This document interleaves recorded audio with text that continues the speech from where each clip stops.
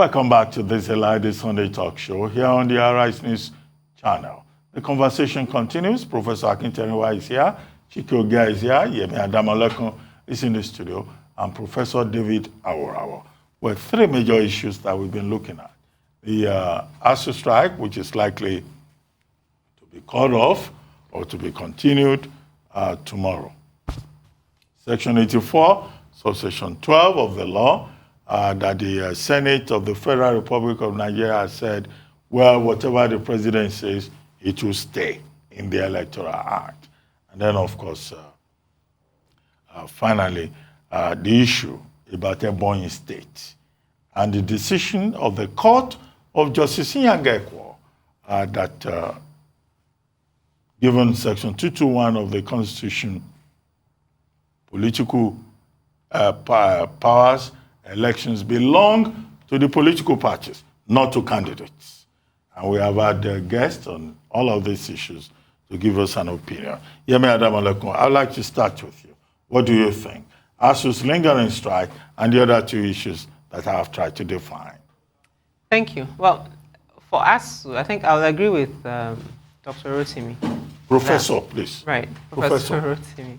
It's a very important title. He's still a doctor. Thank you. Doctor is an academic title. Thank you. Professor is a position. Yes, it's the professional career. Please hear me carry on. No, it's important that an academic clarifies this thing, so we don't carry this thing. It's unnecessary. He's a doctor because he has a PhD. That hasn't changed. Dr. Rotimi, I'm managing of history. I'm managing time. Okay. Please clarify. I do agree with him that it will probably be called off. And I like what he said when you asked him if about if his position has shifted. One of the things I like listening to him was the fact that he showed that not every academic agrees with Asu. And I think we don't see that often enough. And there's an assumption that all academic staff believe in what Asu stands for, because most of them really are quiet. So Asu comes forward, makes their statements, and the rest of the teaching staff who might not agree keep quiet. I mean, I've said this on the show several times. The government needs to call the bluff of Asu. And I mean, I like the analogy he gave, people teaching in 5 universities. But I think the more important thing to take away from that is that reflects government's on seriousness is the fact that we've turned universities into constituency projects. Our main universities, first generation, second generation, third generation universities are not funded properly. They're barely struggling. I mean, they're barely surviving. But we decide that we want to create a new university, either University of Marine Science, University of Medicine. I mean, just creating any University of Agriculture, creating different universities with different names, just to make sure people can say that they brought a university to their constituency. No one who's serious about education treats education in that manner. And so both on the part of Asu and the federal government, both parties are unserious. And unfortunately, Nigerian students and their parents are the ones suffering for it. And I'll say this again. In these conversations, we hear from the federal government and we hear from Asu. And those are the ones that make the runs in terms of TV time. And then obviously we hear from National Association of Nigerian Students, who have also been politicized. But for the students who are staying at home, trying to find something to do, parents who are worried about their children, having to send their children to Ukraine and deal with the crisis they're in, we don't hear as much from them. And I really, again, as I've said before, students need to decide that this is your future. Asu, they've gone to school, they're done. The federal government are federal government. You are the one that your life is at stake, and you really must decide how you want your voice to be heard in the fact that you're perennially being sent home. Because there's a warning strike. They'll call it off tomorrow, come back, in another 6 months, they decide to go on strike again. You are the one that's that loses out either way. Section 84, we campaigned heavily for Mr. President to sign the Electoral Act. And part of the narrative at the time is like, if you have any problems with it, you and the National Assembly can sort yourselves out after it has been signed. But we needed it to be signed because we needed election days to be announced. The cutoff was missed on February 22nd, when he didn't sign. He signed that Friday, and we had to shift elections by a week. Now, there was a discussion around what kind of agreement did Mr. President and the Speaker and the Senate President come to. They were both present when the Electoral Act was signed. So when he wrote in his letter, in his speech that day, that they should amend that clause, there was some sense of feeling that they had come to an agreement. But I like what Mr. Ogunye said, that even if you wanted them to amend it, the proper process was for you to send in an executive bill. So even the way he sends in a letter is basically to say, like, per our discussion or per our agreement, this is just to remind you to please amend as we have agreed, not the formal process of an executive bill. And I think that also speaks to, I think Mr. Ogia mentioned that point earlier, the kind of legal advice that Mr. President gets. Because if you want to do this thing, even if you had an agreement, if you want to do it properly, you should have sent it in as an executive bill. And at some point, I remember there's a joke that we're saying that the National Assembly is a department of the presidency. So there was some sense that they get along enough that he will do it.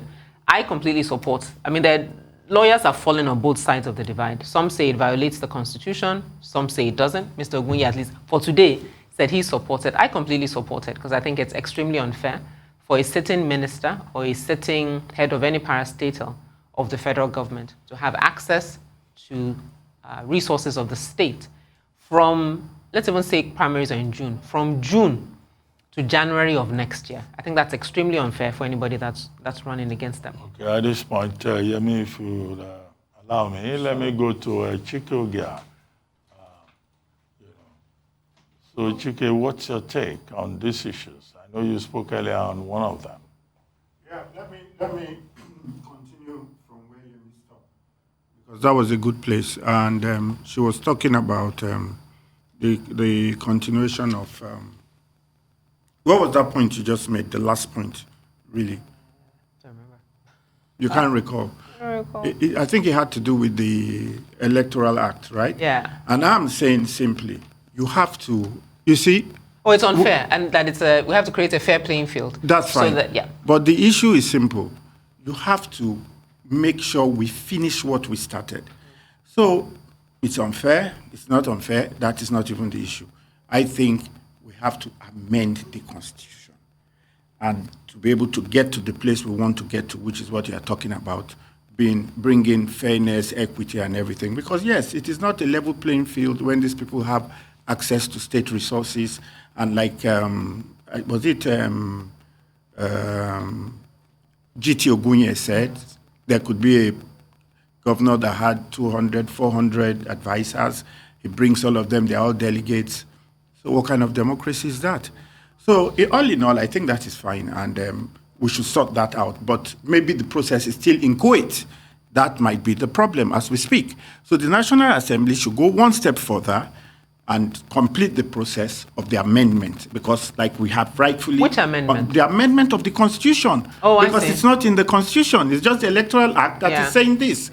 Yeah. The Constitution says and leaves all those loopholes of you can leave if there is a division in the party and blah, blah, and blah, blah, and all of that. I think we should take all those things out, because these are the things But they didn't that agree, have been though. destroying our democracy. But they didn't agree. So part of the constitutional amendment was the fact that there will be penalties for cross-carpeting. Yes. But both the House of Rep and the Senate did not vote for it. So the only thing, as Mr. Ogunye says, that's in the Constitution right now is for legislators. So it's only for legislators who are fighting at the national level. Yes. Because at Begunde's case, they were fighting at the Ondo state level. Yes, and they said, no, that's not it. It's unless national is fighting, can you decamp without consequences? Okay, Chike and Yemi. I'd like to bring in Professor David Aworawo.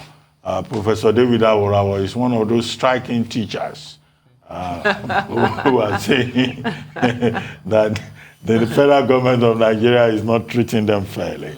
If you may speak to that in the light of some of the submissions of Professor Kemi Rotimi. Well, because you're on strike. You even look like a man on strike. You're so relaxed. Well, unfortunately, the strike will not likely be called up tomorrow. When Asuu met on the 24th of February, he decided that there will be 30 days running strike, during which period it is expected that the issues, that they presented before the federal government will be resolved. And that if the issues were not resolved, there will be what they call a rollover strike. In other words, 30 days will expire and a full-blown strike will take off from there. The issues obviously have not been resolved, and so the optimism that the strike will call up tomorrow, I don't share it. It seems that a full-blown strike will take off from tomorrow. Well, I'm one person who supports Asuu, but it is not all the time that I've had cause to support Asuu. For instance, in 2013, when Asuu went on strike from June to December, somewhere in October, November, late October, when government had agreed to everything virtually everything that Asuu wanted, and Asuu was still dragging the strike. I was at the forefront myself, Professor Daramola, the late Professor Gbede, who actually ended that strike because we just went to town and said, our children's future cannot be mortgaged on the altar of senseless activism. And that was how the strike came to an end. But on this particular strike, it is difficult for you not to support Asuu's cause. I fully support Asuu's cause. The 2019 agreement, I disagree with Professor Timi, by the way, that the 2019 agreement should be jettisoned and all that. Asuu is not saying implement the 2019 agreement as signed. That is what they're talking about, renegotiation. It could even mean setting aside many of the issues, but when you are renegotiating, the issues will still come to the fore. About revitalization of the university system, about earn allowance, about salary, and all, the issues will still come to the fore. And one thing I want to also add is this. Nigerians should be grateful to Asuu that it has done what it has done. Otherwise, by now, there will be no university. The universities are simply forgotten. They are simply forgotten. If Asuu does not raise his voice, nobody remembers the university. Nigeria spends less than 1% of its GNP on higher education. Ghana spends 3%, South Africa 7%. So the issue is about commitment to university education, which the government has not, paid attention to over the years. I'm a head of department. Throughout 2021, all I got as head of department to run the department to conduct exams is 157,000 naira. So if Asuu does not fight for more funding to go to the universities will be like primary schools, that even teachers in primary schools do not send their children to the primary school itself. And the other alternative is this, charge fees. The government says, well, education is social service. Fees cannot be charged. The children of the poor, will be out of university if fees are charged. So if the government will not fund universities and fees cannot be charged, what would the state of the university be? Let me just give you one example. TED fund. If you go to some universities, up to 70%, 80% of the structures you find there are TED fund structures. TED fund came from Asuu struggle. There are schools, laboratories, there are schools, computer science is taught, people don't even have the computers. Is that the kind of universities we want? So I think our focus, Asuu is not saying that agreement of 2009 should be implemented as it was signed. It was agreed that government will pump 1.2 trillion to the university system. President Jonathan released 220 billion at that time. The times have changed. It is not that amount that Asuu is insisting must be given. But let's something substantial so that universities don't degenerate to the level where our primary schools are, that nobody wants to send their children there. Those are the issues. So the way forward is this, to my mind. Asuu needs to shift grants substantially in line with the contemporary realities.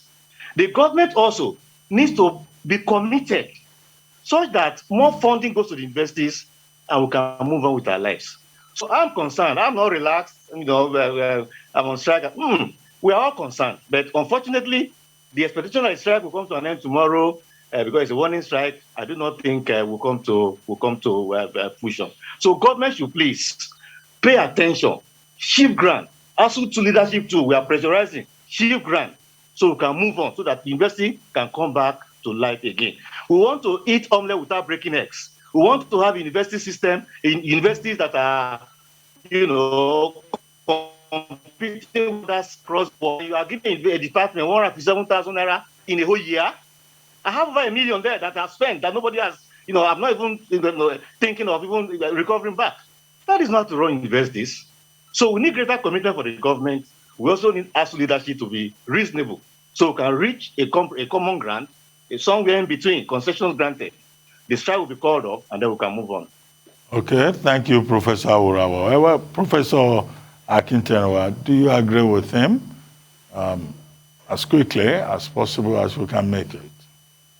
We come to agreement with Professor Aworawo. But let's begin with the position of Dr. Kemi Rotimi, Professor of History at the Obafemi Awolowo University, who I believe, from what he has told us, has, the character of selfishness in the way he put it.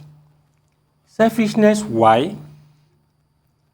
He doesn't believe in transformation. He was referring to inspirational speakers. It's not that.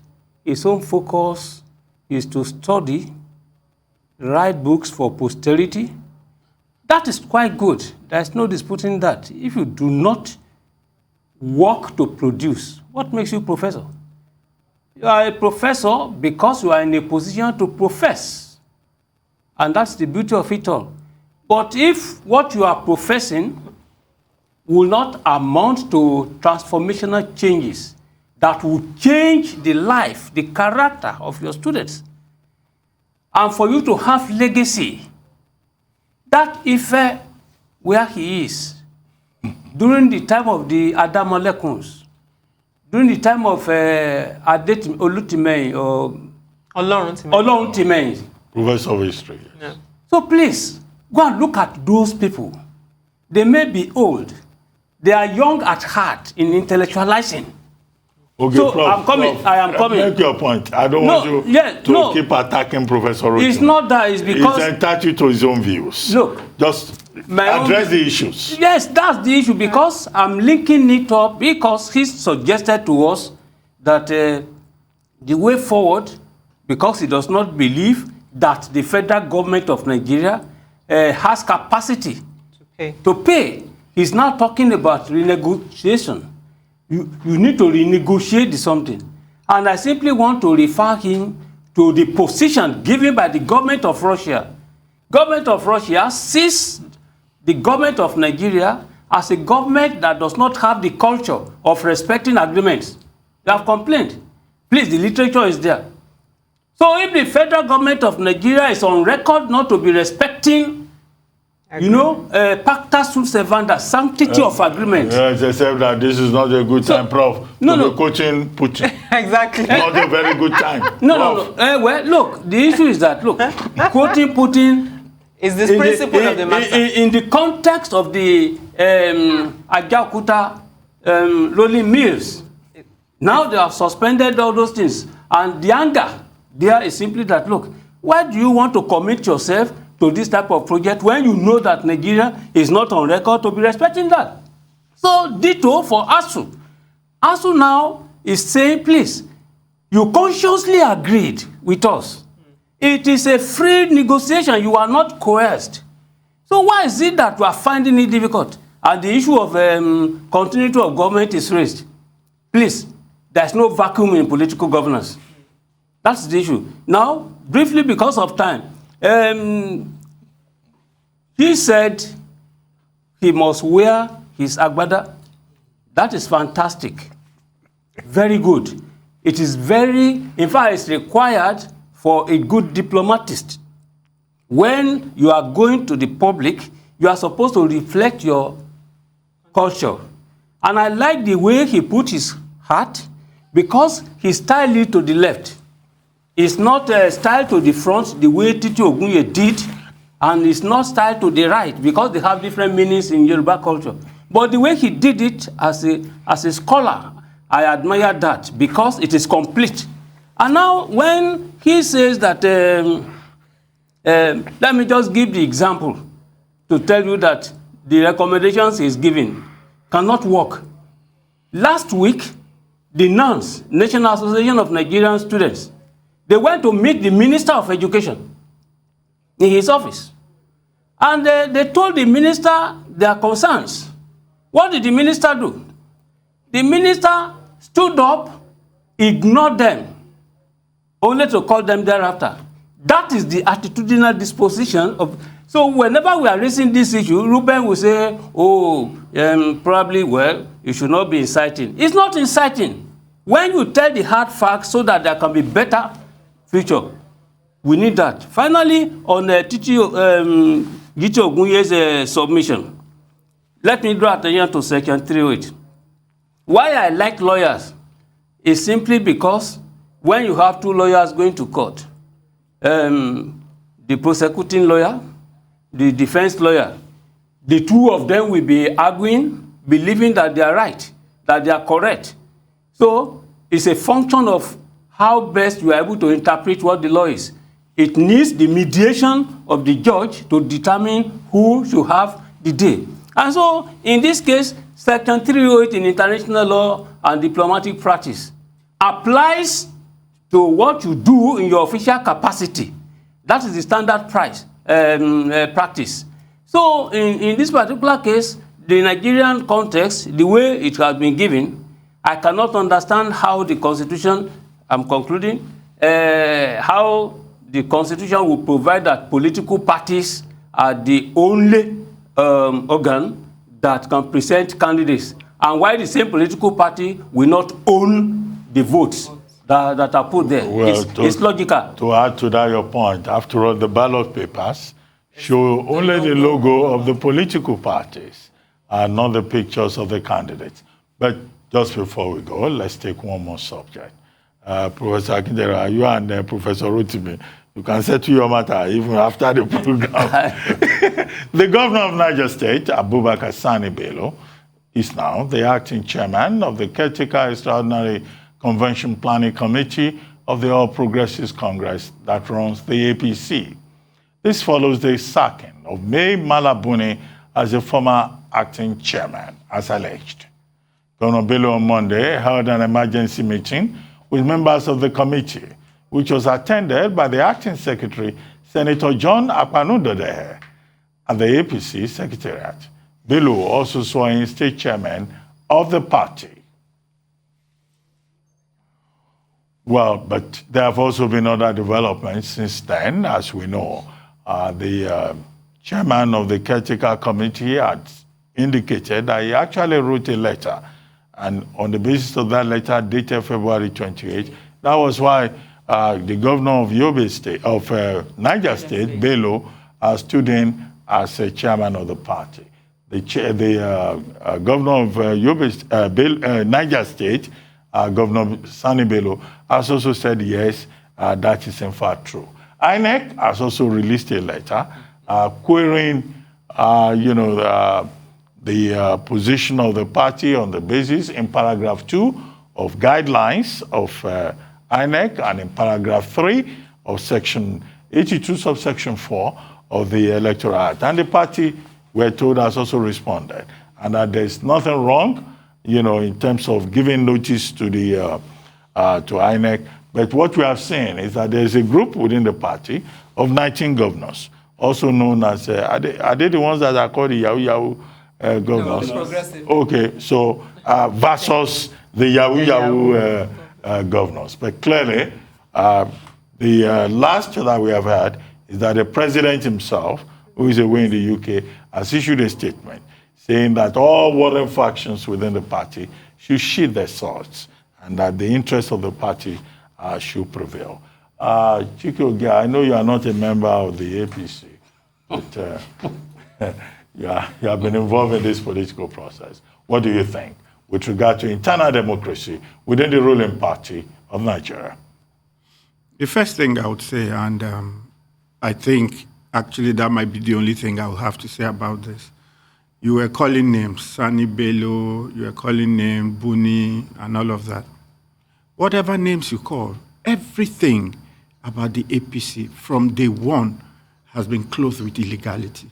You see, this is why we have to do something about our laws in Nigeria. We really have to do something about our laws in Nigeria. And I'm serious. What is that contraption called, that CCC, EPC, whatever? It's not known to law.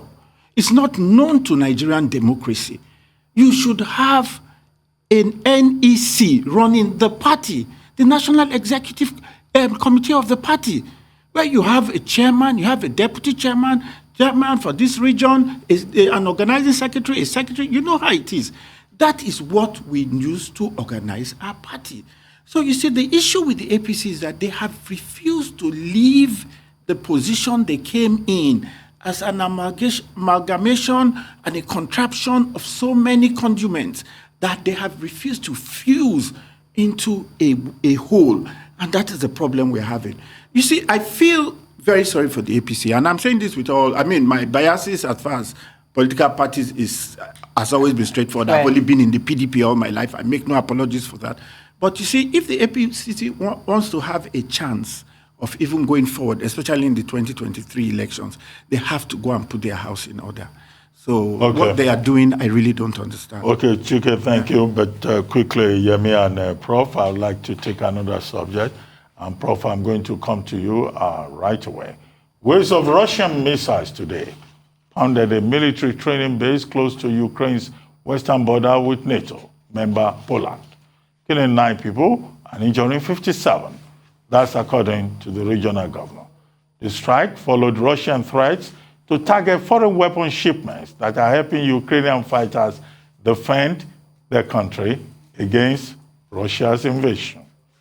More than 30 Russian cruise missiles targeted the sprawling training facility that is less than 25 kilometers from the closest border point with Poland, according to the governor of Ukraine's western Lviv region, which until now has largely been spared the scale of destruction unfolding further east. The governor, Maxim Kusitsky, said most of the missiles were shot down because he said the air defense system worked. Professor Akinterenwa, what are we facing right now? As Russia now crossed the red line, are we facing World War III? Because NATO had made it clear that while it will not get involved in the fight, if Russia crosses the line and attacks any of the allies, there will be World War III. Your question is beautiful. The answer you have even given intrinsic in the question is equally beautiful. What is the issue?